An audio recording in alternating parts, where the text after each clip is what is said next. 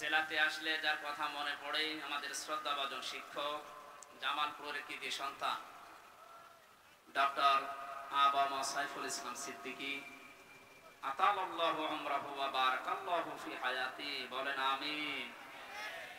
মঞ্চে বসা সম্মানিত ব্যক্তিবর্গ, সামনে বসা মুসলমান ভাইরা, পর্দার আড়ালের সম্মানিতা মা এবং বোনেরা, প্রশাসনের ভাইরা, প্রাণপ্রিয় জামালপুরবাসী, আল্লাহকে ধন্যবাদ জানাচ্ছি যিনি একটা স্বাধীন দেশ আমাদেরকে দিলেন। গত বছর এখানে এসেছিলাম তো ভয়ে ভয়ে, এই যে ফালিয়াবুদু রাব্বা হাযাল বাইত আল্লাযী আত'আমাহুম মিন জু' ওয়া আমানাহুম মিন খাউফ। আল্লাহ বলেন এই ঘরের মালিকের ইবাদত করো, তার মানে কাবা শরীফ। যদি সত্যি আমরা ইবাদত করতে পারি, আল্লাহ দুইটা গ্যারান্টি দিয়েছেন। ক্ষুধা লাগলে খাবারের ব্যবস্থা করবে, ভয় আসলে তিনি দূর করে দেবেন। আমরা এই আয়াতকে সামনে রেখে বাকি সামনের জীবন যদি চালাতে পারি, সত্যি আমাদের খাদ্যের যে ব্যবস্থা রাজ্জাক নাম নিয়েছেন তিনি, অবশ্যই তিনি এটা দায়িত্ব পালন করবেন বলেই নিয়েছে। অন্যান্য ধর্মে যারা দেবতা মানে, তারা এই যে দুর্গাকে দায়িত্ব দিয়েছেন রিজিকের, যে দুর্গা যখন আসে তখন ফসলের বরকত বেড়ে যায়, এটা ওদের বিশ্বাস। যদিও দুর্গাকে যদি ফসলের মাঝে রাখেন, দেখবেন দুর্গা সহ ফসল চুরি হয়ে গেছে। কথা বলে না? এটা যদি কোনো অমুসলিম যারা ওদের পূজা করে, ওনাদেরকে যারা বিশ্বাস করে, তারা যদি বলে এটা মেনে নেওয়া যায়। কোনো মুসলমান একটা হাজী সাহেবা সে যদি এই কথা বলে যে মা দুর্গা গজে চড়ে এসেছে, এই জন্য ফসলের বৃদ্ধি হয়েছে, বরকত, একটা কথা হইল, শয়তান পর্যন্ত শোনে আর হাসে যে এ কি গো, এ কোন ধর্মের লোক। এই জন্য আল্লাহ আমাদেরকে অন্তত যে ভয়টা ছিল, যদিও তিনি দূর করে দিয়েছেন, এটা যেন স্থায়ী হয়। এটা নষ্ট করার জন্য অনেক চক্রান্ত চলছে। আমাদের এই সমস্ত আশপাশ দেশগুলো সব জানেন, বেশিরভাগ নির্বাচনের মাধ্যমে নির্বাচিত সরকাররা চালায়। এই কথাটাকে পুঁজি করে যারা পালিয়ে গেছে, ওরা কিন্তু বাইরে এখন বিভিন্ন মোড়ল যারা আছে, এই যে আজকে একজন হয়েছে ট্রাম্পু, এই ডোনাল্ড ট্রাম্প, এই কি গো, এরা কি সরকার? এই আপনারা কথা বলার দরকার নেই, ওদের বিবেকে যদি কাজ না করে তো কি বলবো। আজকের আলোচনার বিষয় হচ্ছে বিবেক। কি বললাম? আমি সামনে নিয়ে যাব ইনশাআল্লাহ। এইটা যাদের কাজে লাগে না, সে যেই হোক, ও জাহান্নামে যাবে। আমি দেখি বলার পরে ওদের সাথে মেলে কিনা। আমরা আশা করছি আমাদের সাথে যেন এই আয়াত না মিলে যায়। যদি মিলে যায় খবর আছে। উনি বিভিন্ন দেশে এখন ছড়াচ্ছে, মানুষের কাছে আহ্বান জানাচ্ছে, আমি নির্বাচিত সরকার ছিলাম, আমাদেরকে উৎখাত করা হয়েছে, এই যে যা করছে করুক। এদিকে তাকিয়ে থাকেন, কোন দিকে তাকিয়ে আছেন? এদিকে তাকিয়ে থাকুন, ওদিকে মারা যা করা। এই কথাটা ছড়ানোর পেছনে কয়েকটা উদ্দেশ্য আছে। যেহেতু যারা মোড়ল এই পৃথিবীর, তারা জাতে মাতাল হলো, কিন্তু তাহলে ঠিক আছে। আপনি আমেরিকার দিকে আজকে তাকান, একটা পাগলকে প্রধানমন্ত্রী বানাচ্ছে, তারপরে মহিলার হাতে দেখছেন। টের পেয়েছেন বাস্তবতা? ওরা মানব অধিকারের কথা বলে, নারীর অধিকারের কথা বলে, কিন্তু মেয়ে লোক আমেরিকা তৈরি হওয়ার পর থেকে আজ পর্যন্ত প্রধানমন্ত্রী কোন মহিলাকে ওরা বানায়নি, আর আমাদেরকে শ্রবক দেয়। অথচ কোরআনে কারিমের ডাইরেক্ট নিষেধ, নবীজির হাদিসের ডাইরেক্ট নিষেধ না।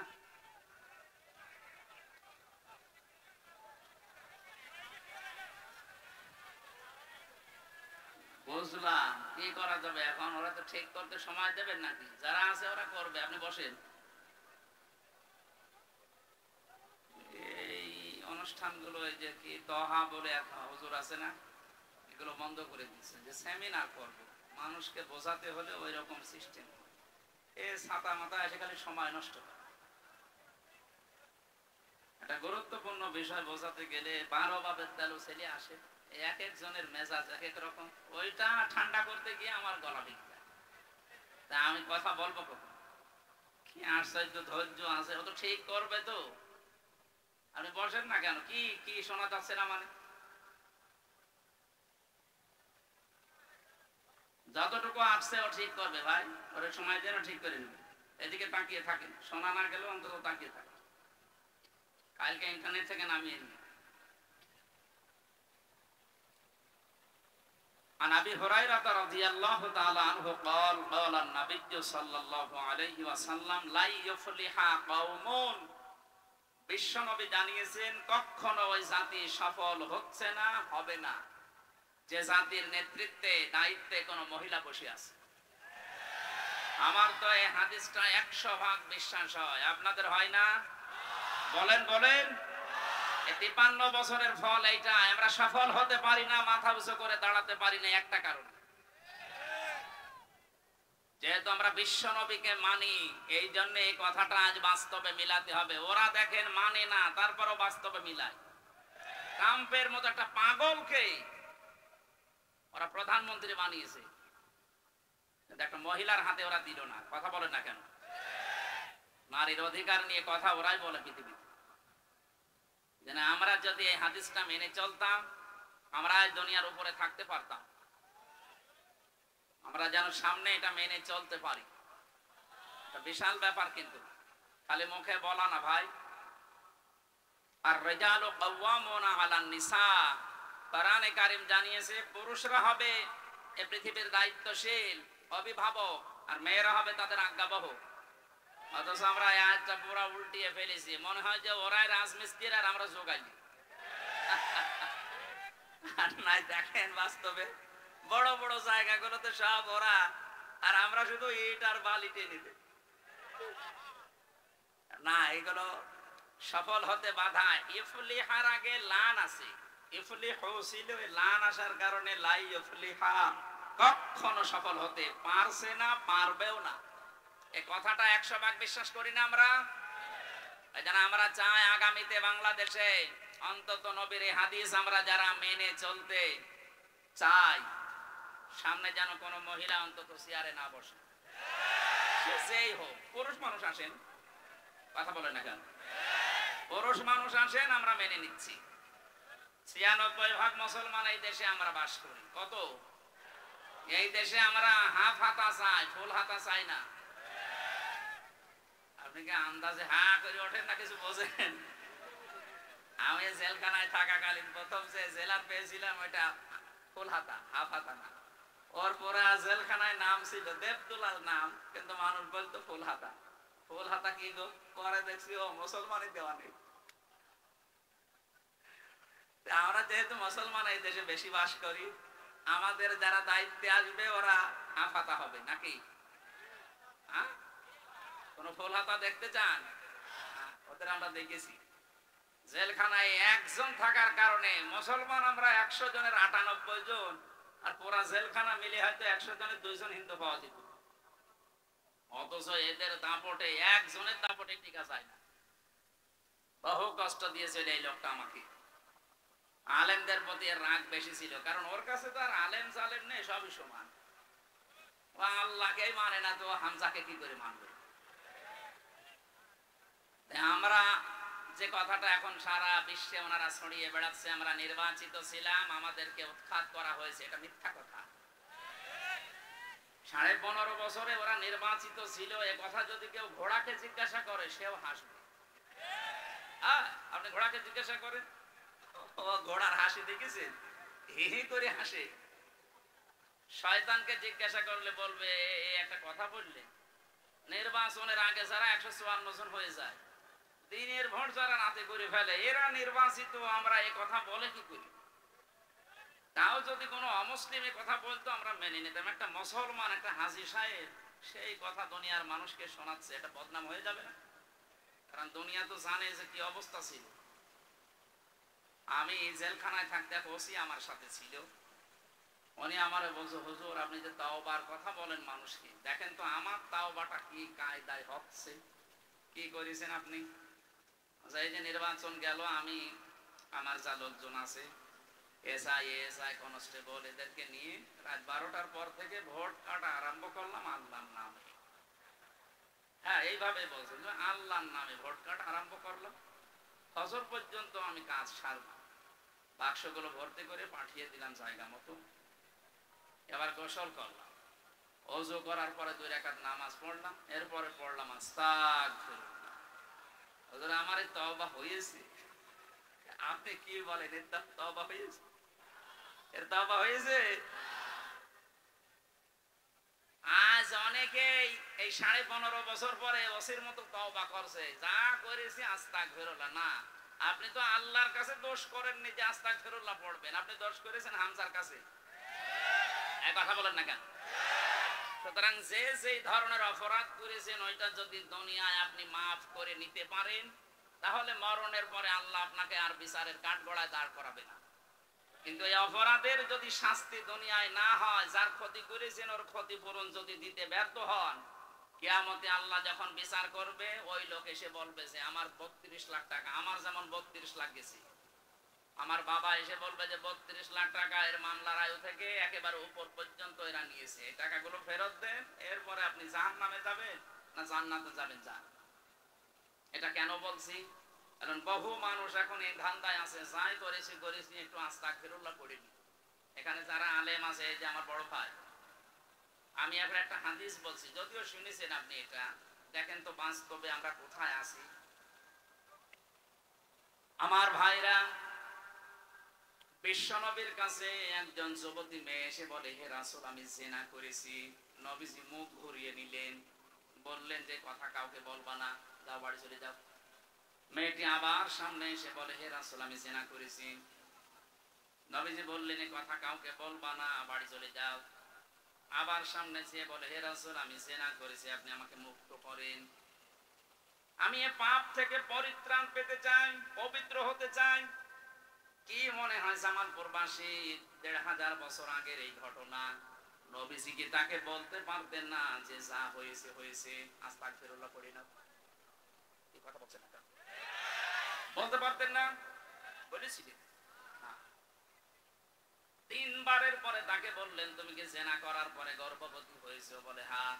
তাহলে বিচার এখন হবে না, আগে সন্তানটা দুনিয়ায় ডেলিভারি হোক, কারণ তোমার দোষ আছে, ওই ছেলেটার দোষ নেই, ওটা তো মাসুম বাচ্চা, ওটা আসুক আগে। ওটা খালাস হওয়ার পরে মেয়েটা দৌড়িয়ে এসেছে, রাসূল আমাকে মুক্ত করেন, আমি পরিত্রাণ চাই, মুক্তি চাই। বিশ্বনবী বললেন না, এখনই না, এই বাচ্চাটা কমপক্ষে 2 বছর তোমার স্তনের দুধ পান করার হক রাখে। যদিও কোনো মা যদি দুনিয়ায় সন্তানকে দুধ পান না করায়, মায়ের গুনাহ হবে না, কারণ এই দায়িত্ব বাবার। কি নতুন হয়ে গেল নাকি? আমি এবারে আলেমদেরকে বলছি, ওয়াল ওয়ালিদাতু ইউরদিউনা আওলাদাহুন্না হাওলাইনি কামিলাইনি লিমান আরাদা ইউতিম্মার রাদা। শব্দের দিকে খেয়াল করেন, আইয়ুতিম্মা, লিমান আরাদা আইয়ুতিম্মার রাদা, মুযাক্কার শব্দ। আল্লাহ মুয়ান্নাস দেননি। 2 বছর দুধ খাওয়ানো লাগবে সন্তানদেরকে, এ আদেশ আল্লাহ দিয়েছেন, কিন্তু আদেশ দেওয়ার সময় মুযাক্কার পুরুষের শব্দ দিলেন। এ দায়িত্ব বাবার। যেহেতু বাবার জিনিসপত্র নেই, আছে, যেটা আছে যাদের, আল্লাহ ওনাদেরকে ঘাড়ে দিয়েছেন, কিন্তু মা যদি বলে না আমি দুধ খাওয়াতে পারবো না, এই দায়িত্ব তো আমার না। এক একটা সন্তানকে দুধ পান করাতে হলে 5 লাখ করে টাকা দেওয়া লাগবে, সুলাইমানকে তাই দেওয়া লাগবে। যদিও মাইকে বলা এটা মনে হয় ঠিক হইল না, কারণ আমি নিজেও ধরা খেয়েছি। আমার এই যে 1 মাস 5 দিন আগে একটা হয়েছে, এখন যদি ম্যাডাম এটা লাইভ দেখে বলবে ঠিক আছে হুজুর বাড়ি আসুন, হয় 5 লাখ দেবেন না আপনার মেয়ে আপনি নিয়ে যান, আমি তখন বিপদে পড়বো না। না, সম্মানিত মারা, বোনেরা, ভাবিরা যারা এসেছেন, দায়িত্ব আপনার না, আপনি না পান করালে গোনা হবে না, এটা দায়িত্ব বাবা। ওনার কাছ থেকে খরচ পাতি যদি নিতে মনে চায় নেন, তারপরও আপনি দায়িত্ব পালন করে, এক এক ফোঁটা দুধের কারণ একটা নফল হজের সওয়াব পাবে। প্রথমে যখন মেয়ে লোকটা সন্তানের কণ্ঠদেশে 1 ফোঁটা দুধ দেয়, নবীজি বলেন একটা মরা মানুষ জিন্দা করে দিলে যে সওয়াব হয়, ওই সওয়াব হয়। আমার উদ্দেশ্য এটা না। মেয়েটিকে বলেছিলেন যে 2 বছর দুধ খাওয়া, এটা তার অধিকার আছে তোমার স্তনের উপরে। যদিও অনেক মেয়েরা এখন নিজের স্তন, নিজের বডি ফিগার, শরীর নষ্ট হয়ে যাবে এই জন্য দুধ দিতে চাচ্ছে না। স্বামীকে বলছে ডানো আনো, কি নিয়ে আসতে বলে? ডানো। এই যে কয়েকদিন আগে যেটা গেল এটার নাম ডানা, আর ওরা নিয়ে আসতে বলে কি? ডানো। সম্মানিত মা বোনের, আমি সতর্ক করার জন্য বলছি, আজ বিশ্বের বহু দেশে নিজের জাত ফিগার নষ্ট হয়ে যাবে এই জন্য সন্তানকে যারা দুধ দিতে চায় না, তাদের স্তন ক্যান্সার হওয়ার সম্ভাবনা বেশি। শেষে ফিগার ঠিক করতে যে কেটে বাদ দেওয়া লাগবে। আমি নিচে আর নামলাম না। আপনারা সম্মানিত মা বোনেরা, মেয়েটি যখন 2 বছর পরে এসেছেন, একটা শক্ত খাবার সন্তানের হাতে দিয়ে নবীজি ডাক দিয়ে বললেন, সাহাবীরা এই বাচ্চাটার দায়িত্ব একজন নাও। কি আশ্চর্য গো, একটা গুরুত্বপূর্ণ সময় এসে বাদাম ভেঙে দেয়। ছেলে,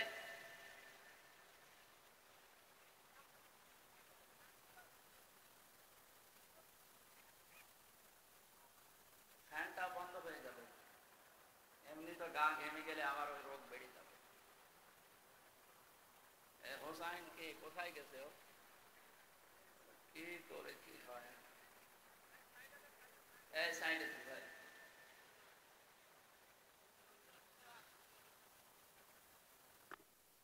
ঠিক আছে, যতটুকু আছে কথা বলবেন না, যেভাবে আছেন এইভাবে থাকেন, কথা বলবেন একদম নিশ্চয়।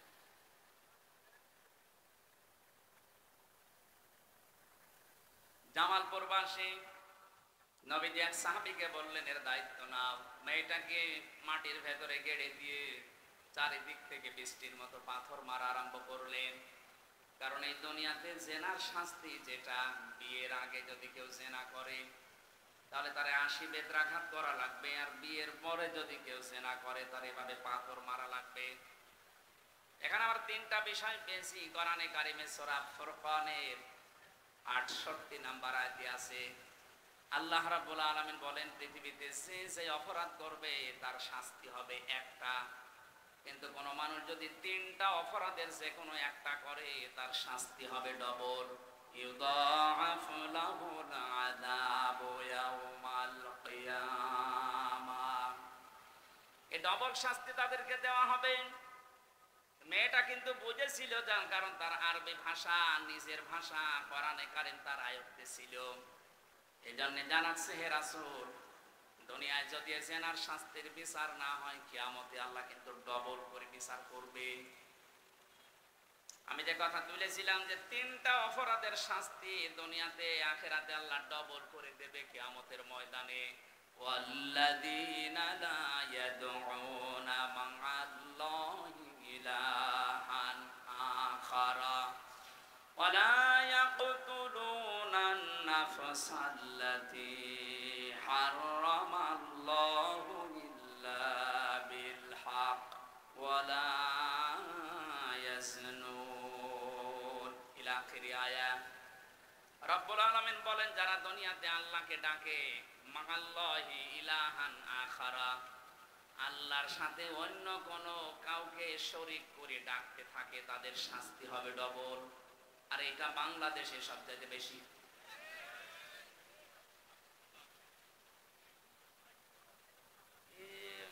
কি পেয়েছে এরা, কি সমস্যা কি আপনাদের?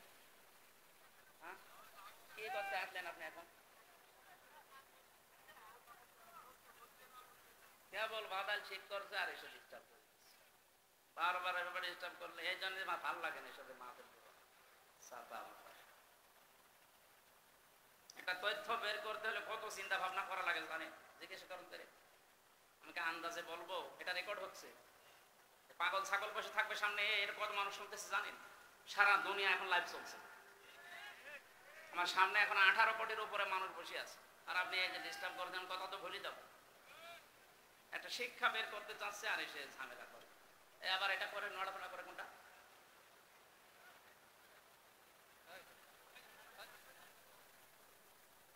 মোনাজাত করে দিলাম না, এভাবে হবে না।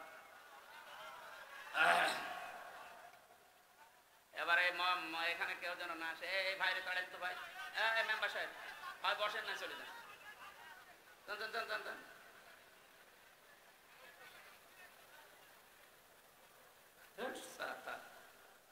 হোসাইন এই মাহফিলটা সামনে বাড়ান দিবা না।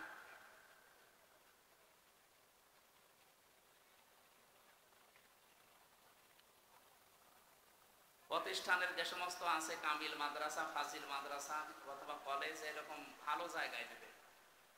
ঝামেলা মার্কা জায়গায় এসে আমার মাথা খারাপ হয়ে যাচ্ছে। মঞ্চে যদি 1 ঘন্টার ভেতরে কেউ আসে, দেখেন তার আমি এমনি মোসাফির অবস্থা আছে, বস দোয়া চলে। কি বলছিলাম আমি কিন্তু জিজ্ঞাসা করবো পরে। আমি 1 ঘন্টা ক্লাস নেব, ক্লাসের পরে যদি 5টা প্রশ্ন করে একটাও বলতে না পারে, তো সাথে আপনি আসলেন কেন? হ্যাঁ, কত দূর দূরান্ত থেকে এসে বসে আছে।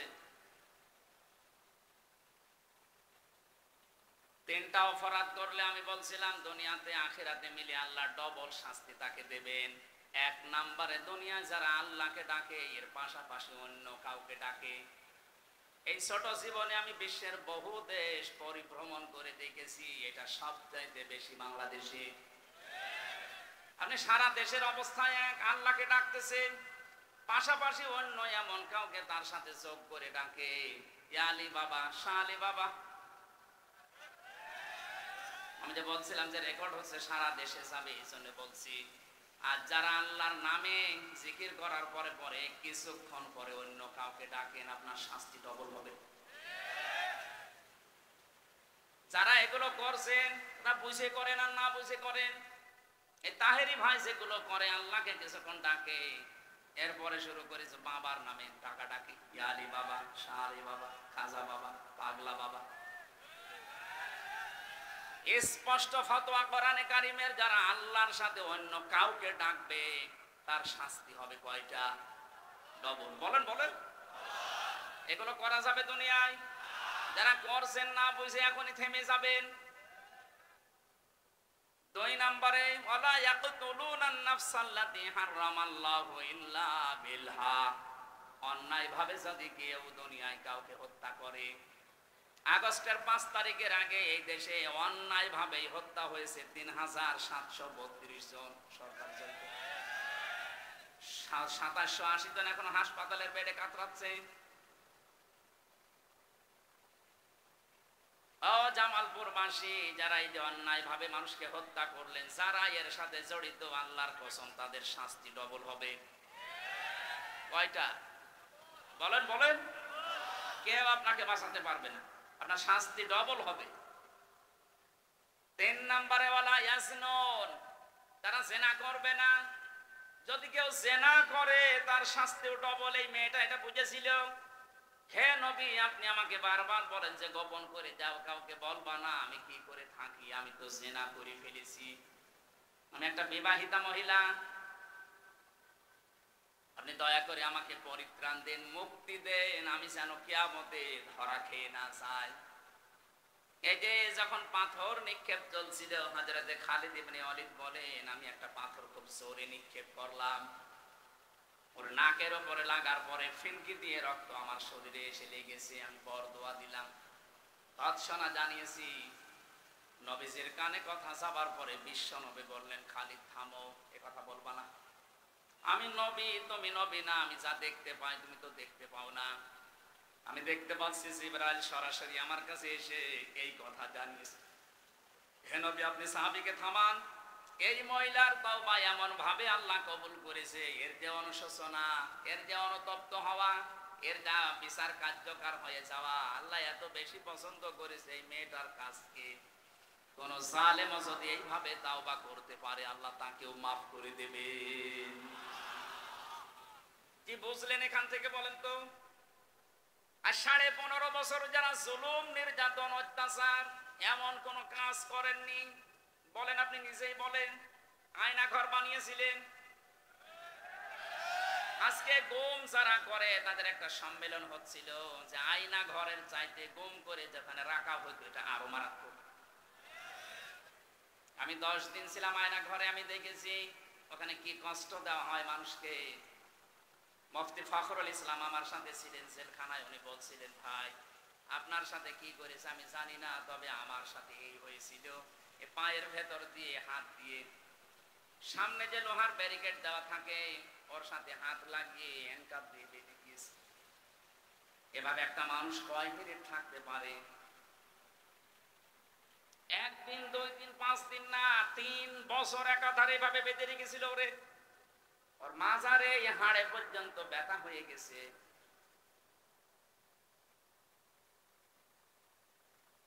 মাঝে মাঝে দেখতাম কারাগারের ওই কন্টেম সেলের ভেতরে 2 হাত পা ছেড়ে দিয়ে একেবারে হাটপাট হয়ে পড়ে আছে। কি গো, এই করে থাকেন কেন?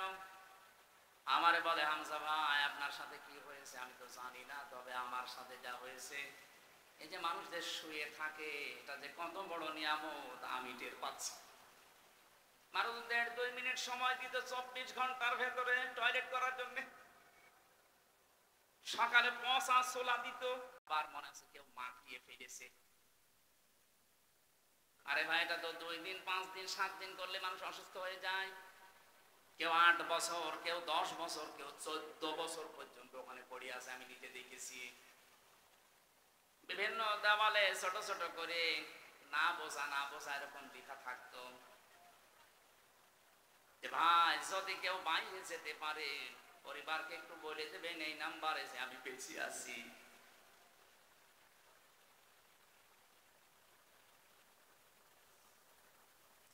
অথচ মাথার উপর দিয়ে বা গাড়ি ঘোড়া মানুষজন সব চলাফেরা করছে। কোন জায়গায় যে আছি মাটির নিচে এটা জানি না, কারণ এখন জানারও খবর নেই যে কোন মাস এটা, কোন বছর, কয়টা বাজে, কিচ্ছু জানি না। এভাবে আপনি 5 দিন 7 দিন থাকলে পাগল হয়ে যাবেন। অথচ মানুষ ওখানে পড়ে আছে 8 বছর, 10 বছর, 14 বছর।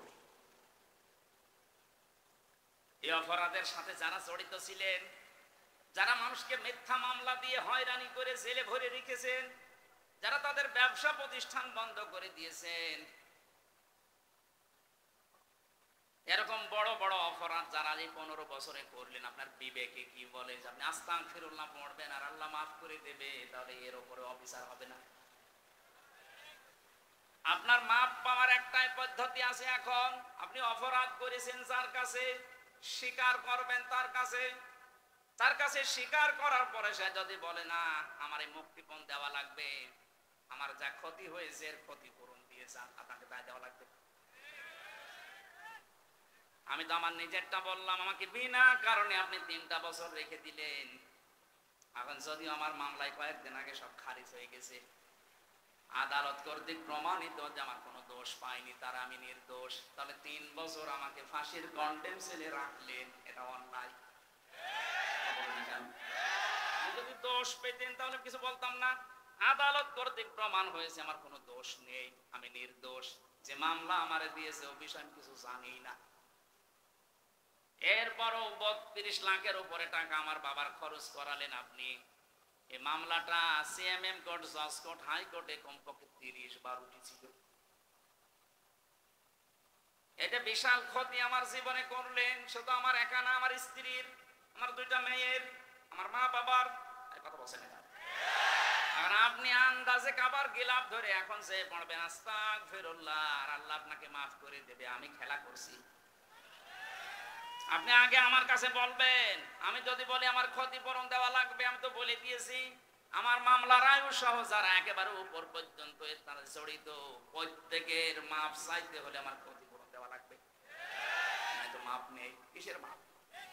আর আমি যদি মাফ না করি কিয়ামতে এটা আল্লাহ ডবল করে বিচার করবে। ওই মহিলা ভালোভাবে বুঝেছিল যে এটা আস্তাগফিরুল্লাহ পড়ার কাজ না। দুনিয়ায় আগে শাস্তি যদি আমি নিয়ে যেতে পারি তাহলে কঠিন ময়দানে এই বিষয় আল্লাহর জিজ্ঞাসা করবে না। আমরা এখন এই ধান্দায় অনেকে আছি, অনেকে কিছু জানে না, যে যা কসে করুক আস্তাগফিরুল্লাহ পড়ে নেব না, হবে না। আপনি যা করেছেন আপনার জীবনে, যার কাছে যেটা করলেন আপনি তার কাছে যে ওটা স্বীকার করবেন আগে। আমি আশা করি আমার এই হাদিসের ব্যাখ্যা আপনি বুঝেছেন। কি কথা বলেন না কেন? এরপরে যদি না বোঝার ভান করে থাকেন আমার মনে হয় আপনি বুঝবেন না। আপনার কোরআন শরীফ, বুখারী শরীফ হবে না, বাকারি শরীফ লাগবে। আমি আবার রিপিট করছি, অপরাধ যার কাছে স্বীকার করবেন তার কাছে। বলেন বলেন। এটা যদি বাংলাদেশে আমরা চালু করতে পারি, আল্লাহর কসম এ দেশে কেউ অপরাধ করার সাহস পাবে না। কারণ অপরাধ করে করবো কি, স্বীকার করা লাগবে আজ নাই কাল। এমনকি এ দুনিয়ায় শেষ না, এরপরে আর একটা জগৎ আছে, ওখানে স্বীকার করা লাগবে। আর ওইটা তো আরো কঠিন।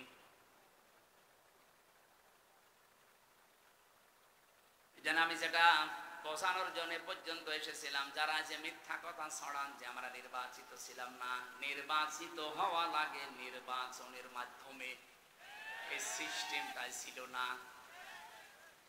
কোরআনে কারিমে আল্লাহ সূরা হজের ৭৮ নম্বর আয়াতে জানিয়েছেন, হুয়া জিতাবাকুম ওয়া মা জাআলা আলাইকুম ফিদ্দীনি মিন হারাজ। তিনি সে আল্লাহ যিনি তোমাদেরকে নির্বাচিত করেন।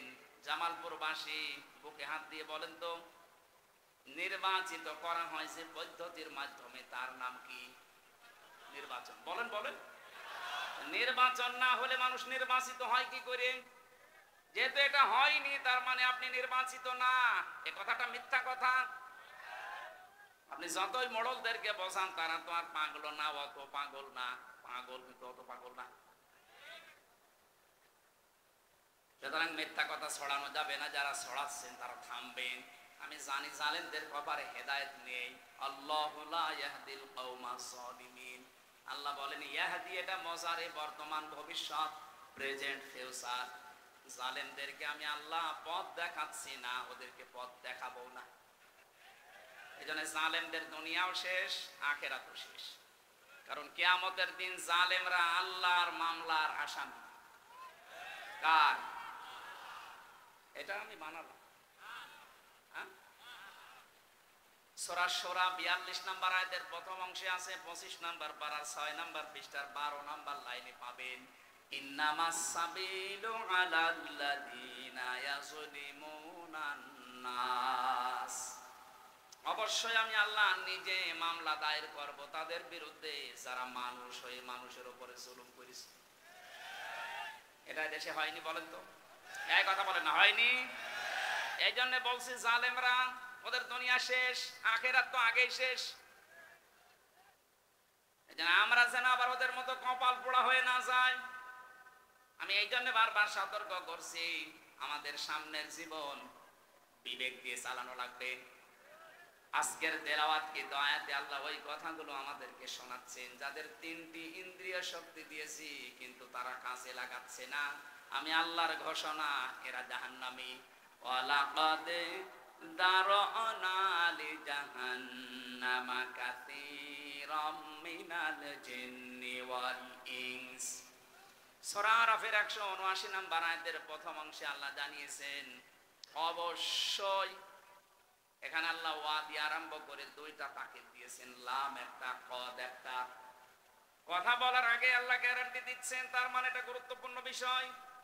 অবশ্যই অবশ্যই দারআনা লি জাহান্নামা, জাহান্নামের জন্য আমি আল্লাহ বানিয়েছি, তৈরি করেছি কাসীরাম মিনাল জিন্নি ওয়াল ইনস, অধিকাংশ মানুষ আর জিন জাহান্নামে যাবে, এই জন্যই তারা তৈরি হয়েছে।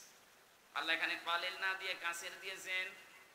প্রশ্ন আসতে পারে, অধিকাংশ জিন আর মানুষ যদি জাহান্নামে যাবে তাহলে আমার দোষ কি? আমার দোষ আছে। আমার দোষ এইটা, এখানে আল্লাহ ৩টি ইন্দ্রিয় শক্তির কথা জানাচ্ছেন। এটা পৃথিবীর সব সৃষ্টিকে দেয়নি, যাদেরকে দিয়েছেন তারা যদি কাজে না লাগায়। আল্লাহ প্রথম প্রশ্ন দিচ্ছেন, প্রথম তাদের পরিচয় দিয়েছেন উলাইকা কালানাম, এরা চতুষ্পদ জানোয়ার, বালুহুম আদল, বরং তার চাইতে নিকৃষ্ট। আদল ইসমে তাফজিল, এটা এর চাইতে খারাপ আর হয় না। উলাইকা হুমুল গাফিলুন, এরা গাফেল। এবার দেখেন তো এই ৩টি ইন্দ্রিয় শক্তি আপনার আমার আছে কিনা। লাহুম কুলুবুল লা ইয়াফকাহুনা বিহা। আল্লাহ পাক বলেন ১ নম্বরে তাদের ইন্দ্রিয় শক্তি দিয়েছি কলব, হৃদয়। এটা কমন সেন্স, বিবেক, এটা যাদেরকে দিয়েছি, এটা থাকার পরে যারা কাজে লাগায় না, ওইগুলো আমি আল্লাহর কাছে মানুষ হিসাবে বিবেচিত না, ওরা জানোয়ার। এটা সারা বিশ্বের ভেতরে বাংলাদেশে এই প্রকার মানুষ আপনি বেশি পাবেন। বিবেক কাজে লাগায় না। এই কথা বলছেন না কেন? আপনি দেখেন তো, বিবেক কাজে লাগায় না এরকম মানুষ দেশে নেই। আপনি একটু বারের জন্য বিবেককে একটু নাড়া দেয় না যে আমি কি ছিলাম আর কি হলাম। আল্লাহ ওই জায়গায় একটু আঘাত দিয়েছেন, হাল আতা আলাল ইনসানি হিনুম মিনাদ দাহরি লাম ইয়াকুন শাইআম মাযকুরা। সূরা দাহরের প্রথম নাম্বার আয়াতে আল্লাহ বলেন মানুষকে একটু চিন্তা করে না যে কি থেকে আল্লাহ ওকে আমি কি বানিয়েছি। অত উল্লেখ করার মতো কিছু ছিল না। ও যে হামজা হয়ে চেয়ারে বসে আছে, এই নাম গন্ধ ছিল? বলেন বলেন, একটা বারের জন্য তো চিন্তা আসে না যে কি দিয়ে বানালাম তোকে আমি? তোর বাবা মার দায়িত্ব ছিল শুধু বিছানায় থাকা, বাকি যা করার কেউ করে না, এটা আমি আল্লাহ করেছি। কোরআনে কারিমে সূরা মুলকের ভেতরে আল্লাহ আমাদেরকে একটু নাড়া দিয়েছেন, আম্মান আম্মান হাদাল্লাযী হুয়া জুনদুল লাকুম ইয়ানসুরুকুম মিন দুনির রাহমান ইনিল কাফিরুনা ইল্লা ফি গুরুর। আল্লাহ পাক বলেন তার নিজের নামটা এখানে দিয়েছেন রহমান।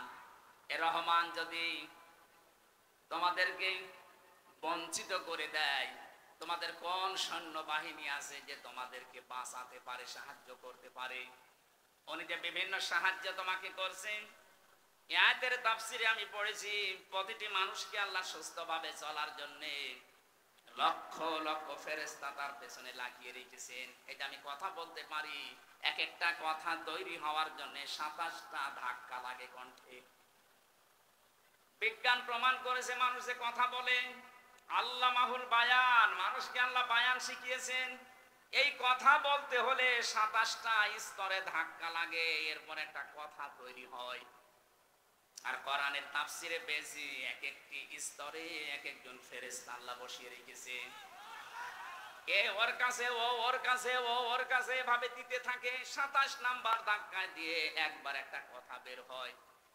কোন বাবা এই কথাটা তৈরি করে দিচ্ছে আপনারে? বোবা যারা, তাদেরকে আপনি বোম মারলেও কথা বলতে পারবে?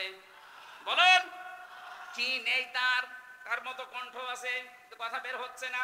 ফেরেশতারা ওই দায়িত্ব পালন করে না। আল্লাহ বলেন আমি ফেরেশতাদেরকে লাগিয়ে রেখেছি। এই যে কানে শোনো, এখানে প্রায় 24টা ধাক্কা লাগছে। 24টা ধাক্কা লাগার পরে পর্দায় কথাটা যে ধাক্কা লাগে, ওখানে একটা তরঙ্গ সৃষ্টি হয়। কম্পিউটার আপনি সেট করতেন, আমি আপনার মানব দেহ একটা একটা করে দেখাতে পারতাম, আপনি সেজদা দিতে বাধ্য হবেন।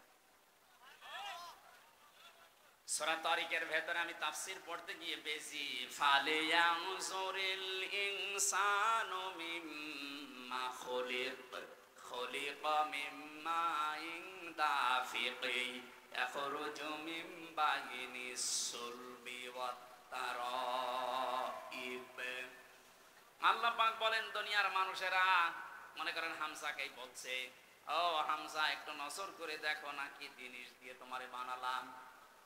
বাবার স্ফলিঙ্গ দিয়ে দ্রুত গতিতে বের হয়ে যাওয়া না পাক পানিটা যখন মায়ের রেহেম পর্যন্ত যায়, আমি আল্লাহ 40 দিন এভাবে পাল্টাতে থাকি। 6 মাস পর্যন্ত পাল্টাতে পাল্টাতে একটা আলাদা রূপ আমি নিজে দান করি। এর রূপ দেওয়ার জন্য 13টা জিনিস লাগে। কয়টা? বলেন বলেন।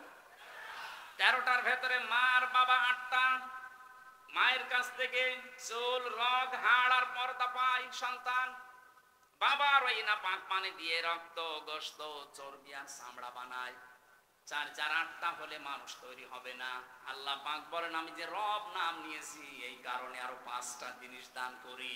ওয়াজাআলা লাকুমুস সামআ ওয়াল আবসারা ওয়াল আফইদা ইলা আখির আয়াত।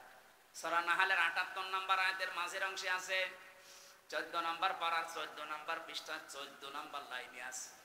আল্লাহ পাক বলেন শ্রবণ শক্তি, দর্শন শক্তি, বাক শক্তি, আখের শক্তি আর জ্ঞান শক্তি, এই 5টা আমি নিজে দান করি। একটাও যদি কম দিতাম, তুমি হামজা আসতে, যদি আমি দর্শন শক্তি না দিতাম তাহলে কানা হয়ে আসতে। এই কথা বলছেন না? অনেক কানা দুনিয়ায় আসে না? আল্লাহ তারে 12টা দিয়েছে, ওই একটা দেয়নি। কোন মানুষকে যদি এই যে বাক শক্তি না দিতাম, মানুষ আসতো কিন্তু কথা বলতে পারতো না, বোবা। আমার তো মাঝে মাঝে এই সৃষ্টিগুলো নিয়ে চিন্তা হয়, আল্লাহ দয়া করে যদি আমাকে একটাও কম দিতে, পূর্ণাঙ্গ হামজা কেউ বলতো না, বলতো কানা হামজা, শুধু আমারে একা বলতো। এই কথা বলছেন এটা? আপনি এটা যদি না পেতেন, আপনাকেও বলতো যে বোবা, এ কালা। আকল শক্তি আল্লাহ যদি না দিত, আপনি পাগল হয়ে আসতেন। এই জন্য আকলটা যারা ব্যবহার, পাগলের বিচার নেই, এই কারণে পাগলের উপরে শরীয়তের বিধান কার্যকর হয় না, এই কারণে তাদের উপর আকল নেই। আল্লাহ পাক বলেন, ইন্না শাররাদ দাওয়াবি ইনদাল্লাহিস সাম্মুল বুকুমুল্লাযীনা লা ইয়াকিলুন। সূরা আনফাল 22 নম্বর আয়াতে আল্লাহ জানিয়েছেন, পৃথিবীতে যত সৃষ্টি বানিয়েছি আমি আল্লাহর কাছে সবচাইতে নিকৃষ্ট ওইটা যার বিবেক কাজে লাগে না। কি হয়েছে বলেন তো আপনার বিবেকের? কেন বিবেকটা কাজে লাগান না?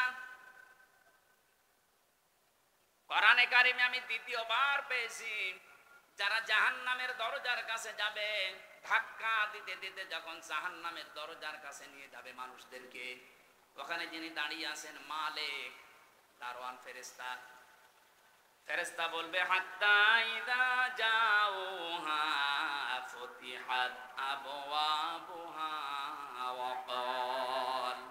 ওয়াকালা লাহুম খাযানাতুহা আলাম ইয়াতিকুম রুসুলুম মিনকুম ইয়াতলুনা আলাইকুম আয়াতি রাব্বিকুম ওয়া ইউযিরুনাকুম লিকা ইয়াউমিকুম হাদা। সূরা জুমারের 70-71 নম্বর আয়াতের মাঝের অংশে আছে, আল্লাহ পাক বলেন, জাহান্নামে যাওয়ার সঙ্গে সঙ্গে জাহান্নামের দরজাগুলো খোলা হবে। এখান থেকে একটা শিক্ষা পাওয়া যায়। আমি জেলখানার সাথে আয়াতটা মিলিয়েছিলাম। পৃথিবীতে যত কারাগার আছে, সব কারাগারকে আল্লাহ জাহান্নামের সাথে তুলনা দিয়েছেন। আর দুনিয়া সিজনুল মুমিনি ওয়া জান্নাতুল কাফির, দুনিয়ার ময়দানটা হচ্ছে মুমিনদের জন্য জেলখানা। কে বলছে? কারাগার জেলখানা, এটা নবীজি জানিয়েছেন। আমি এই শব্দ মিলালাম এইভাবে যে কারাগারের দরজা সব সময় 24 ঘন্টা বন্ধ থাকে। যেই দিন এটা ওপেন করা হয়েছে, ওই দিন থেকে যতদিনে কারাগার স্থায়িত্ব, যতদিন থাকবে, কোনদিন কারাগারের মেন ফটক খোলা থাকবে না। 24 ঘন্টা বন্ধ থাকে। কেউ গেলে খুলে দেয়, তাড়াতাড়ি ঢুকে আবার তালা মেরে দেয়। আল্লাহ বলেন, জাহান্নামে যাদেরকে নিয়ে আসা হবে, এদেরকে জাহান্নামের গেটে আসার সঙ্গে সঙ্গে গেট খুলে ভেতরে ঢোকাতে দেরি, তালা দিতে দেরি হবে না। ভেতরে ঢোকানোর পরে জাহান্নামের মানুষেরা যখন হাওমাও করবে, চিৎকার করবে, কান্নাকাটি করবে, তখন ফেরেশতা বলবে, আলাম ইয়াতিকুম রুসুলুম মিনকুম, তোমাদের কাছে কি কোনো রাসূল যায়নি, বার্তা বাহক যায়নি? তারা যদি বলে, হ্যাঁ আমাদের কাছে মুহাম্মদুর রাসূলুল্লাহ আসেনি, ফেরেশতারা সঙ্গে সঙ্গে বলবে, মুহাম্মদুর রাসূলুল্লাহ যায়নি, কিন্তু তার ওয়ারিসরা যায়নি। এই যে আলেম এখন যাদের দেখতে পান, এরা নবীর ওয়ারিস। কথা বলে না কেন? আল উলামা ওয়ারাসাতুল আম্বিয়া, নবীরা ঘোষণা দিয়েছেন, বিশ্ব নবী বলেন, আলেম যারা, এরা নবীদের উত্তরাধিকারী, ওয়ারিস। তারা টাকা পয়সা রেখে যায়নি, কিন্তু তারা এলেম রেখে গিয়েছে। যারা এলেম পাবে এবং এলেম অনুযায়ী আমল করবে, কাজ করবে, এই মানুষগুলো নবীর উত্তরাধিকারী, ওয়ারিস, নাইবে রাসূল। এই যে রসুলুন বহু বচন দিয়েছেন, এই কারণে হয়তো মুহাম্মদ রাসূলুল্লাহ কিয়ামত পর্যন্ত থাকবে না, কিন্তু তার উত্তরাধিকারী নায়েব থাকবে না, এখন নেই। আরো জোরে বলে। তাহলে আয়াতটা মনে করেন আমির হামজা সুলাইমান এদের জন্য। ফেরেশতা বলবে কি, তোমাদের কাছে হামজা সুলাইমান যায়নি? ওরা স্বীকার করবে, হ্যাঁ গিয়েছিল। তারা কি আল্লাহর এই আয়াতগুলো সম্পর্কে তোমাদের সতর্ক করেনি যে এরকম জাহান্নাম আছে, এরকম শাস্তির একটা জায়গা আছে, এখানে আসলে এরকম ভাবে শাস্তি দেওয়া হয়? যতগুলো জাহান্নামের শাস্তির ধরন আমি পড়েছি, সবচাইতে আশ্চর্যজনক এবং কঠিন আমার কাছে মনে হয় লাজাটা। সূরা মারিজের ভেতরে আল্লাহ আমাদেরকে একটু ইঙ্গিত দিয়েছেন, ওয়ালা ইয়াসআলু হামিমুন হামিমা ইউবাসসারুনাহুম ইয়াওয়াদ্দুল মুজরিমু লাউ ইয়াফতাদি মিন আযাবি ইয়াউমিযিন বিবানি। সেদিন কোনো বন্ধু বন্ধুকে উপকার করতে পারবে না। মানুষ এমন কঠিন অবস্থায় পড়ে যাবে, সে নিজের আপন সন্তানকে পর্যন্ত বলবে, আল্লাহ এটা মুক্তিপণ হিসাবে দিয়ে দিলাম, তুমি আমাকে একটু রক্ষা করো। সাহিবাতিহি ওয়া আখি, তার স্ত্রীকে, তার সাথীকে, তার ভাইকে সে দিতে রাজি হয়ে যাবে। ফাসিলাতিহি আল্লাতী তুবি, এমনকি তার জ্ঞাতি গোষ্ঠী যারা তাকে আশ্রয় দিত, প্রশ্রয় দিয়ে রাখতো, অন্যায় করলেও যারা বাঁচিয়ে দিত, বিভিন্ন ক্ষমতা পাওয়ার, টাকা পয়সা আইন দিয়ে, তাদেরকে সে বলবে এগুলো দিয়ে দিলাম। আল্লাহ বলবেন না, অমাং ফিল আরদি জামিআ, শেষে বলবে আল্লাহ দুনিয়ায় যত সম্পদের মালিক ছিলাম, স্থায়ী অস্থায়ী সব দিয়ে দিলাম। মাইনজি, এরপর আমাকে আযাব দাও। এবার ধমক আসবে। আল্লাহ রাব্বুল আলামিন তার বিচারের কাঠগড়ায় এবার মাত্র ধমক মারবেন, কাল্লা, কখনোই না, ইন্নাহা লাযা, তোর আমি লাজায় দেব। কোথায়? বলেন বলেন। শব্দটা শুনতে যত ছোট মনে হচ্ছে, ব্যাপারটা অত ছোট মনে না। ইন্নাহা লাযা, তোরে আমি লাজায় দেব। বর্ণনা দিচ্ছেন এরপরে লাজা কি জানো? নাযাআতাল লিশাওয়া, এখানে আগে দেওয়ার সঙ্গে সঙ্গে চামড়া খসে যাবে। পৃথিবীতে এমন কোন জায়গা আমার চোখে ধরা পড়ে নাই যেখানে যে ঘরের ভেতরে ঢুকলে চামড়া খসে যায় না। চামড়া খসানোর কিছু পদ্ধতি আছে, ওগুলো আগে অ্যাপ্লাই করা লাগে, ওগুলো আগে প্রয়োগ করা লাগে, তারপরে চামড়া খসে।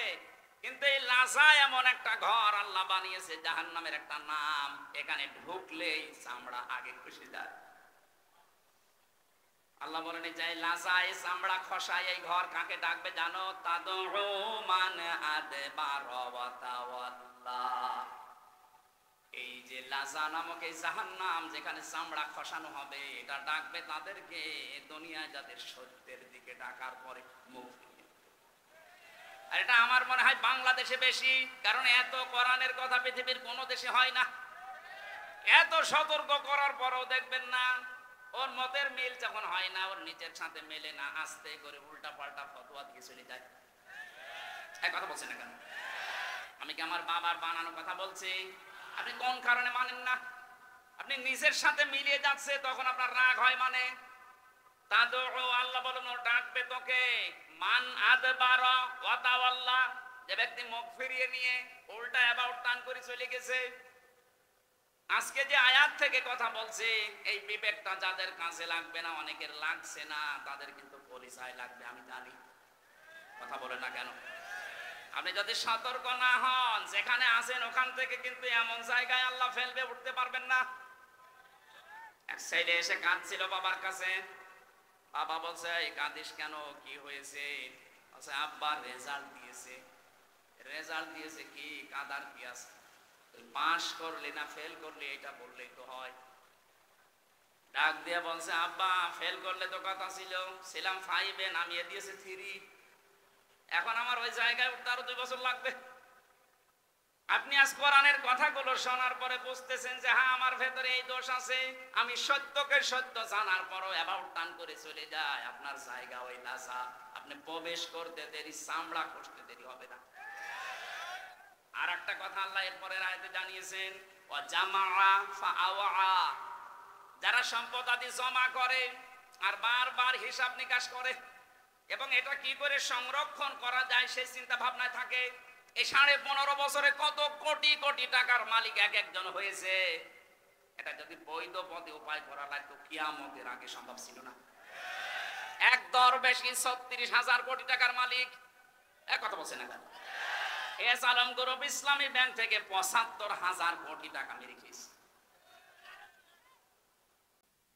এক একজনের বাবার নামে, মায়ের নামে, মেয়ের নামে, ছেলের নামে, বোনের নামে কত কোটি কোটি টাকা পাচার হয়েছে। আপনি একটু বাইরের দেশে গিয়ে খবর নিয়ে আসেন। বেগম পাড়া হাওয়ায় হয়নি, টাকা দিয়ে বানানো দেখেছি। আমি একটা হাদিস বলছি, পাঁচটা পয়েন্টের একটা বলছে, একটু মিলান তো। আপনি শুনতেছেন না? শেষ করে দেব। বিশ্বনবী যেদিন নবুয়ত পান, আমি আলেমদেরকে বলছি, নবুয়ত পাওয়ার পরে এসে খাদিজাকে বলেছিলেন, সাম্মিলুনি সাম্মিলুনি, আমাকে ঢেকে দাও, আমাকে ঢেকে দাও, আমি ভয় পেয়েছি। এই এদিকে তাকান, আমি ভয় পেয়েছি, আমার জীবনের উপরে আমার আশঙ্কা হচ্ছে, না জানি আমি মরে যাই কিনা, আমাকে ঢেকে দাও। হযরতে খাদিজাতুল কুবরা ওই দিন বলেছিলেন, স্বামী ভয় পাবেন না। আবুল কাসেম, কেন ভয় পান? কাল্লা, কখনো না। আল্লাহি মা ইউখসিকাল্লাহু আবাদান, ইন্নাকা লাতাসিলুর রিহমা ওয়া তাহমিলুল কাল্লা ওয়া তাকসিবুল মা'দুমা আতুবরিউদ দাঈফা আতুইনু আলা নাওয়াইবিল হক। পাঁচটা কথা খাদিজা ওই দিন বলেছিলেন। আমি এবার আলেম সহ যারা মেয়েরা এসেছেন তাদেরকে একটু অ্যাক্টিভ হওয়ার জন্য বলছি, মিলাবেন। ওই সময় খাদিজা কিন্তু মুসলমান এখনো হয়নি, কারণ ইমানের দাওয়াত পায়নি। তিনি বলেছিলেন, আল্লাহর কসম, কখনো আল্লাহ আপনাকে ভয় দেখাতে পারেন না। কোন জিন, পরি, ভূত এগুলো আপনাকে ভয় দেখাতে পারে না। আপনি যে কাজগুলো করেন, দেখেন তো আপনি স্বামী হিসাবে এই কাজগুলো করেন কিনা। ইন্নাকা লাতাসিলুর রিহমা, আপনি রেহেমের সম্পর্ক ঠিক রাখেন। রেহেম মানে আত্মীয়তা। রেহেম মানে কি? বলেন বলেন। নিজের স্ত্রী স্বামীর চরিত্রের গ্যারান্টি দিচ্ছে যে আপনার ভয় নেই, আল্লাহ আপনাকে ভয় দেখাবেই না, কারণ আপনি রক্তের সম্পর্ক ঠিক রাখেন। এখানে আমি সহ বহু স্বামী বসে আছি, দেখতে মনে হয় বুজুর্গ, অথচ নিজের আপন বোনের সাথে সম্পর্ক নেই। কথা বলছে না কেন? নিজের ভাইয়ের সাথে সম্পর্ক নেই। এগুলো রক্তের সম্পর্ক না। কি করবেন আপনি? নামাজ পড়ে, রোজা রেখে, হজ করে। রক্তের সম্পর্কটা গুরুত্বপূর্ণ। যখন আল্লাহ সব সৃষ্টি শেষ করে দিলেন, তখন এই রেহেম আল্লাহর কুদরতি পা জড়িয়ে ধরেছিল। ডাক দিয়ে বলে, মাবুদ, আমার সম্পর্কতে কিছু বলবে না। আল্লাহ পাক বলেন, তোমার সম্পর্কে আমার রায় হচ্ছে, তোমার সাথে যারা সম্পর্ক রাখবে, আত্মীয়তার সম্পর্ক, রক্তের, আমি তাদের সাথে আছি। যারা তোমাদের সম্পর্ক ছিন্ন করবে, আমি আল্লাহ তাদের সাথে নেই। আপনি রক্তের সম্পর্ক যদি ছিন্ন করে দেন, আল্লাহ আপনার সাথে নেই। বলেন, আপনার নামাজ দিয়ে আপনি কি জান্নাতে যেতে পারবেন? রোজা দিয়ে, যাকাত দিয়ে? এই বলেন না কেন? তাহলে আজকে থেকে এই সিদ্ধান্ত পাল্টান। ধর্ম আত্মীয় পাঠিয়েছে সে রাজীবপুরে, প্রতি মাসে 3 বার করে যাচ্ছে জাকির সাহেব, অথচ নিজের বাবা, নিজের মা, নিজের আপন বোন পাশের বাড়িতে বিয়ে হয়েছে, 1 বছরে একবারও যায় না। আর আমি যতটুকু বাস্তবে দেখতে পাচ্ছি, আজ হাজারো স্বামীদের রক্তের সম্পর্কগুলো নষ্ট হওয়ার পেছনে কারণ তার বউ। নাকি বেশি বলে ফেললাম? বেশি হয়নি, কেবল শুরু হচ্ছে। বর শুধু একাদশ না, এই বউকে কান পড়া দেয় ওই বর মা আর ওর বড় বোন। এরকম বউ আছে কার ঘরে? হাত তোলেন তো। যাকে এলাকায় ওয়াজ ঠিক আছে, সম্মানিত মা মরে না, আমি হাসির খোরাকি দেইনি। এটা আজ 100,098টা পরিবারে এই সমস্যা। এই কথা বলেন না কেন? আমি 3 দিন আগে ছিলাম নীলফামারীর কিশোরগঞ্জ থানা, একটা বৃদ্ধাশ্রমে গিয়েছিলাম দেখার জন্য। কত মা আর বাবা লাইন দিয়ে বসে আছে, ওদের চোখের দিকে তাকালেই মনে হচ্ছে ওরা ছেলে মেয়ের জন্য বরদোয়া করছে।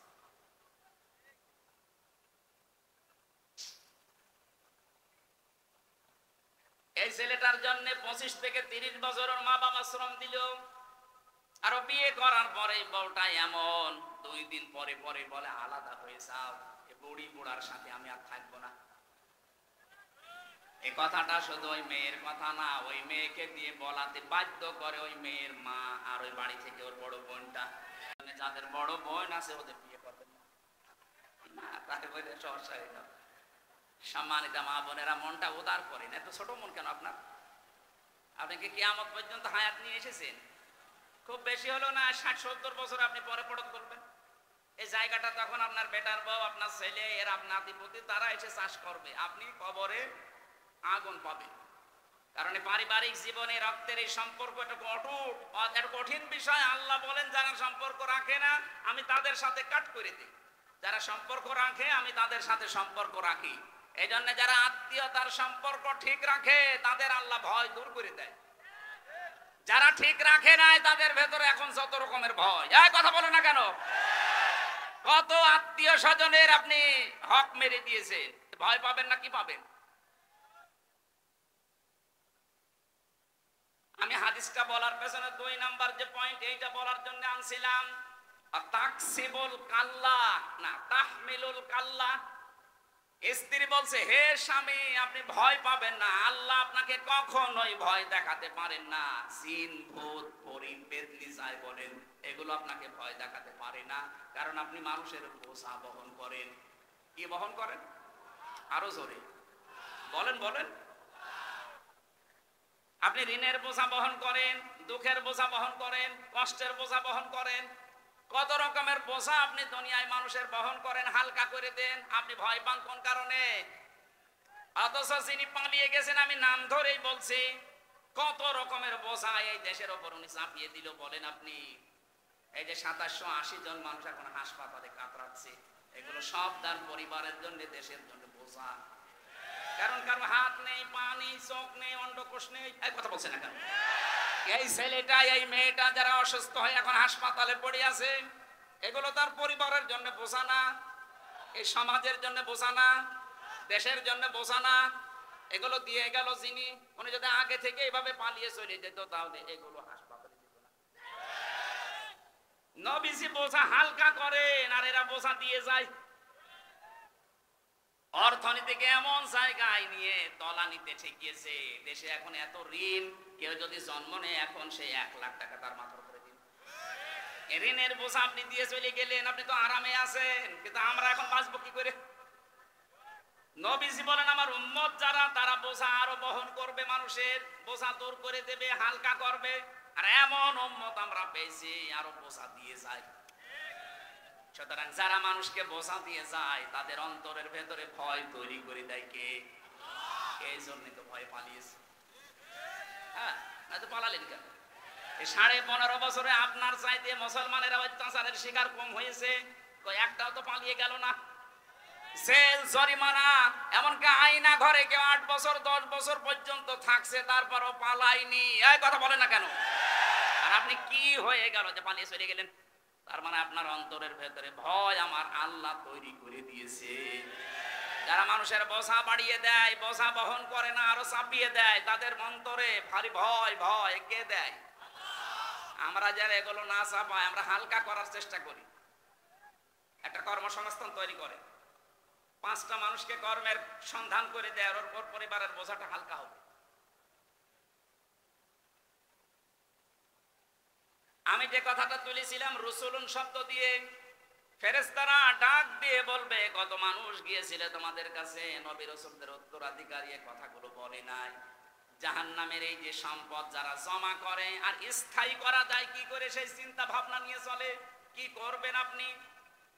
আপনি যদি এখনই মারা যান, আপনি যে সম্পদ রেখে গেলেন, আল্লাহর কসম এইগুলো আপনাকে কবরে শাস্তি দেওয়ার জন্য যথেষ্ট। কোরআনে কারিমে বারবার আল্লাহ আমাদেরকে আমাদের বিবেকের কাছে নাড়া দিচ্ছেন, আমাল হায়াতুদ দুনিয়া ইল্লা মাতাউল গুরুর। পৃথিবীর মানুষ খুব ভালো করে কান খাড়া করো, দুনিয়ার জীবন কিন্তু ধোঁকা। কে বলছেন? এটা সিন্ডিকেট করে যারা মালের দাম বাড়িয়ে দিচ্ছেন, মানুষের কষ্টের কারণ হয়ে দাঁড়াচ্ছেন। সিন্ডিকেট করার মাধ্যমে যত সম্পদ আপনি উপার্জন করছেন, টাকা পয়সার মালিক হচ্ছেন, আপনার এই অবৈধ টাকা ভোগ করার জন্য আপনার মেয়ে, আপনার ছেলে, আপনার স্ত্রী 2 পায়ে খাড়া। এর দ্বারা যে গোনা হবে, যে পাপ হবে, একটা গোনা আপনার বউ বহন করবে? জিজ্ঞাসা করেন তো। না, জীব বড় করবে। এই জন্য আমরা এখনই সতর্ক হয়ে যাই। যার জন্য যা করে যাচ্ছি, আল্লাহর কসম এখানে আমরা যত মানুষই আছি না কেন, আমার মনে হয় খুব বেশি হলেও 70, 80, 100 বছর এরপরে এখানে কেউ থাকবেন না, সব নতুন মানুষ এখানে আসবে। আর এখানে যত মানুষ আমরা আছি সবাই মাটির নিচে থাকবো। কি করে যাচ্ছি, একটা বিশাল জীবন পড়ে আছে, ওই জীবনটা নিয়ে বিবেকে একটু নাড়া দেয় না আপনার? ফেরেশতারা ওই কথাটা তখন স্মরণ করাবে এমন জায়গায় যে শুধরাবেন সে সময়ও পাবেন না। তখন একবারে বলা লাগবে কলু বালা। আমাদের কাছে আমির হামজা এসেছিল, সুলাইমান এসেছিল, হোসাইন এসেছিল, সতর্ক বাণী উচ্চারণ করেছে, এই কথাগুলো আমাদেরকে জানিয়েছিল। আল্লাহর সাথে সাক্ষাৎ হবে। কলু বালা কদ জানা নাযীর ফাকাযযাবনা ওয়া কুলনা মা নাযালাল্লাহু মিন শাই ইলা আখিরি আয়াত। তারা যখন কথা বলতো কোরআনে কারিমের আয়াত দিয়ে, আমরা সামনে পেছনে বসে বসে মনে করতাম না এ বেটা মিথ্যা কথা বলে, এইরকম কথা আল্লাহ দেয়নি। এরকম ধারণা অনেকের মনে আসে না? এই কথা বলছে না কেন? আমার তো মনে হচ্ছে আল্লাহ মানুষের মনের কথাগুলো তিনি যেহেতু আগে জানেন, আগে জানিয়ে দিয়েছেন যে এরকম কিছু মানুষ বসে থাকবে, ওরা মনে মনে ভাববে না এইরকম কথা মনে হয় আল্লাহ নাযিল করেনি। শাস্তি যখন আরম্ভ হয়ে যাবে তখন এবার বলবে অকালু লাউ কুন্না নাসমাউ আও নাকিলু মা কুন্না ফি আসহাবিস সাঈর। ওই সময় যদি আমরা কথাগুলো শুনতাম মনের কান দিয়ে, দিলের কান দিয়ে, যদি ভালোভাবে শুনতাম আর যদি মেনে নিতে পারতাম, আমাদের আকলকে কাজে লাগিয়ে, বিবেকটাকে যদি আমরা কাজে লাগাতাম, মা কুন্না ফি আসহাবিস সাঈর, এই জাহান্নামের সাইরে আজকে আমাদের আশা লাগতো না। ফাতারাফু বিযামবিহিম ফাসহাকাল লিআসহাবিস সাঈর, নিজের অপরাধ যখন স্বীকার করবে, এমন জায়গায় দাঁড়িয়ে স্বীকার করছে যে শুধরাবে সে জায়গা আর পাবে না। প্রশ্ন আমরা যারা পরীক্ষা দেয় দুনিয়ায়, যখন ঘন্টা দেবে তখন প্রশ্নপত্র দেবে, তার 2 মিনিট আগে দেয়। বলেন বলেন, অথচ কি দয়া আল্লাহ আমাদেরকে দেখালেন, কতদিন পরে পরীক্ষা শুরু হবে আগে প্রশ্নপত্র দিয়ে দিয়েছেন। প্রশ্নপত্র হাতে পাওয়ার পরেও যদি কেউ ফেল করে, ওরে আমার মনে হয় 5 থেকে 3 নামিয়ে দেওয়া দরকার। আমরা কি 5 থেকে 3 নামতে চাই? বলেন বলেন, বিবেক কাজে লাগান ভাই, সময় কিন্তু চলে যাচ্ছে। লাহুম কুলুবুন লা ইয়াফকাহুনা বিহা, তাদের কলব ছিল কিন্তু চিন্তা ছিল না। দুনিয়ার সব কিছু তারা বুঝতো কিন্তু কোরআনের কথাগুলো না বোঝার ভান করে থাকতো। আলাহুম আ'য়ুনুল লা ইবসিরুনা বিহা, তাদের চোখ ছিল কিন্তু দেখার পরেও অন্যায়কে না দেখার ভান করে থাকতো। আমার তো মনে হচ্ছে কোরআনের আয়াতগুলো আল্লাহ কেবল 24 সালে নাযিল করছে। দেখেন তো এই দেশে বহু মানুষ দেখার পরও না দেখার ভান করে থাকে। পত্রিকার কাগজে, টিভির পর্দায়, মোবাইলের পর্দায় কত কিছু প্রতিদিন ভেসে আসে, দেখে কিন্তু নিজের দলের লোক বলে কিছু বলে না। আর অন্য দলের লোক যদি চুন থেকে পান খসে, পান থেকে চুন খসলে ওর ফতোয়া দেখে কে? কি হয়েছে আপনার চোখের? এই যে দেখার পরও যারা না দেখার ভান করে থাকেন, তাদের এই চোখের ভেতরে আল্লাহ কিয়ামতের দিন সীসা গলিয়ে দেবে। আলাহুমা আদানুল লা ইয়াসমাউনা বিহা, তাদের কান আছে কিন্তু তারা শোনে না, তার মানে শোনার পরও না শোনার ভান করে থাকে। আয়নুন শব্দের শাব্দিক অর্থ চোখ। এখানে আমি 5টা ব্যাখ্যা পেয়েছি। 1 নম্বরে যেটা দেখা দরকার এই জিনিসগুলো তারা চোখ দিয়ে দেখতো না। এ বাংলাদেশে এরকম মানুষ নেই। আপনার তো চোখ দিয়ে দেখা দরকার আপনার মাকে, এই কথা বলছেন কেন? অথচ মায়ের দিকে তাকায় না। আপনার চোখ দিয়ে দেখা দরকার আপনার বউকে, বউর দিকে তাকায় না, ও তাকাচ্ছে বান্ধবীর দিকে। বলে সুবহানাল্লাহ। এই চোখের অনেকগুলো হক আছে। কোন মানুষ যদি এই চোখের হক আদায় দুনিয়ায় না করে, কিয়ামতের দিন এই চোখ আল্লাহর দরবারে আপনার বিরুদ্ধে দাঁড়াবে। এই চোখে যেটা বাস্তবে দেখা যায় যাচ্ছে, টিভির পর্দায়, মোবাইলের পর্দায়, কম্পিউটারের পর্দায় হয়তো দেখা যায় যাচ্ছে, কিন্তু যেটা এখন দেখা যায় নেই চোখের সামনে, ওটা মোবাইলের পর্দায় দেখা যায় নেই। কথা বলেন না কেন? এই জন্য যারা মোবাইলে এমন এমন জিনিস রেখেছেন যেটা নিচে দেখলে আনন্দ পায় কিন্তু অন্য কেউ দেখলে লজ্জা পান, এই মুহূর্তে এটা ডিলিট করা লাগবে। কাদের মোবাইল এরকম কিছু আছে দেখি, ডিলিট করেন, তাড়াতাড়ি করেন, করেন করেন। আমার এই মোবাইলে আন্তর্জাতিক বিশ্বে যারা আন্তর্জাতিক স্কলার, যারা গবেষক, যারা তাদের লেকচার আছে, প্রায় 250-র উপর আমি লেকচার সেট করেছি আমার বিশ্ববিদ্যালয় স্যার সহ বিশ্বের বড় বড় ডক্টর যারা। আর এমন মোবাইল আছে মুরব্বী মানুষ শরীর চলে না, পরিমণির নাচ নিয়ে করতেছে, এরকম মানুষ দেশে নেই। ওটা ডিলিট করেন, আগে করেন, ডিলিট করেন, ডিলিট করে বাড়ি যাবেন। যেটা নিজে দেখলে আনন্দ পান, অন্য কেউ দেখলে আপনার কষ্ট হয়, আপনার লজ্জা লাগে, এটাই হারাম। কথা বলে না কেন? এই যে চোখের খেয়ানত হয়ে যাচ্ছে,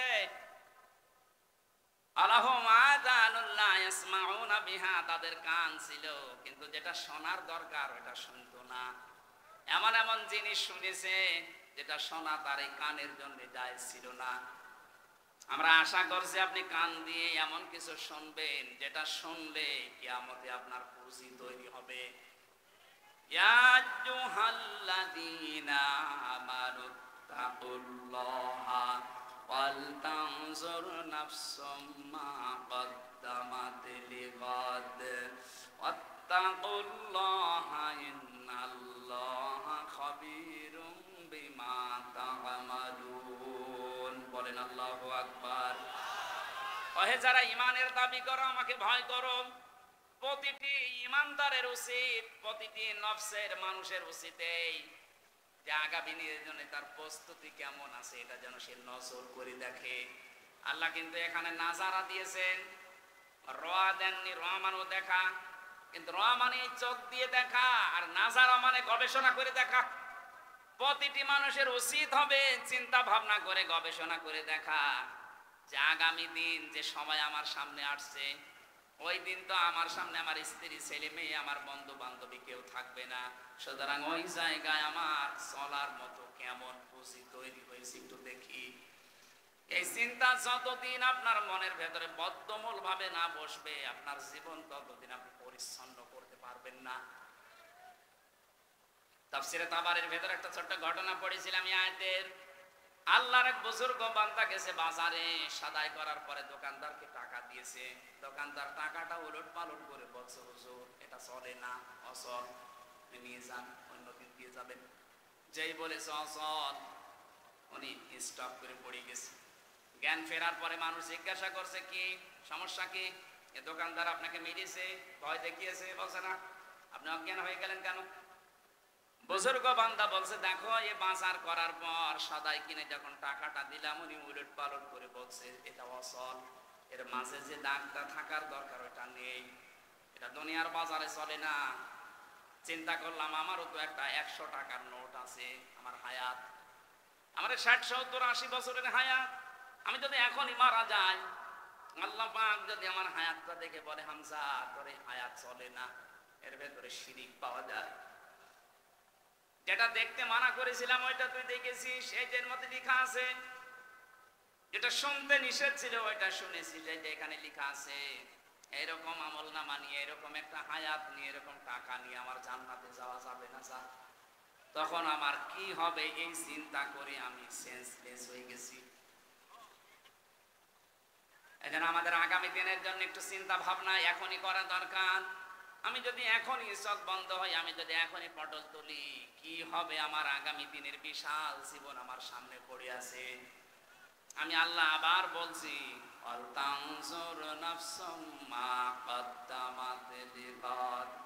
প্রতিটি মানুষের এটা কিন্তু উচিত যে আগামী দিনের জন্য তার প্রস্তুতি কতটুকু।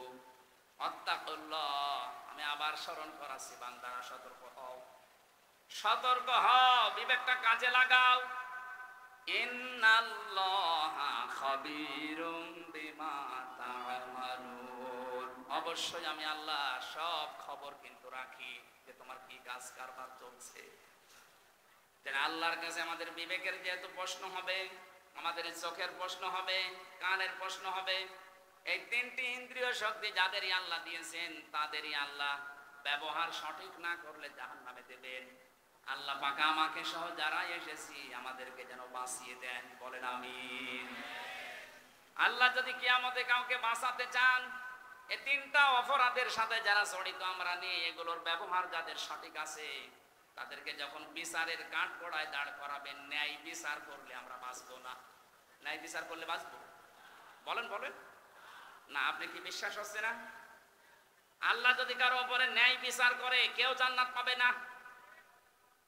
অবিচার তো আল্লাহ করবেনই না, ন্যায় বিচার করলেও বাঁচবেন না। একটা পদ্ধতি শুধু খোলা থাকবে, আল্লাহ যদি কাউকে মাফ করতে চায় তাকে ওই দেওয়ালের ভেতরে একটা পর্দা দিয়ে দেবেন। বিশাল ময়দানে কোটি কোটি মানুষ দাঁড়িয়ে আছে, এর ভেতরে শুধু একটা পর্দা দিয়ে আপনাকে আলাদা রেখে নেবেন। নিজে আল্লাহ সামনে দাঁড়াবেন, ডাক দিয়ে বলবে, বান্দা এই এই কাজগুলো করেছিলি। যেহেতু আপনার হাত সাক্ষী দিয়ে দিয়ে, আপনার চোখ সাক্ষী দিচ্ছে, পা সাক্ষী দিচ্ছে, আপনার অন্তরে যা আছে সব আল্লাহ জেনে ফেলেছে। বাধ্য হয়ে তখন কান্না জড়িত কণ্ঠে বলবে, রব্বুল আলামিন আমার ভুল হয়ে গেছে, দয়া করে আমারে মাফ করে দেন। আল্লাহ পাক বলেন, আমি এই কথাটা শোনার জন্য ছিলাম, যেহেতু অবিচার আমার এই আদালতে নেই, আমি ন্যায় বিচার করলে কেউ বাঁচবি না।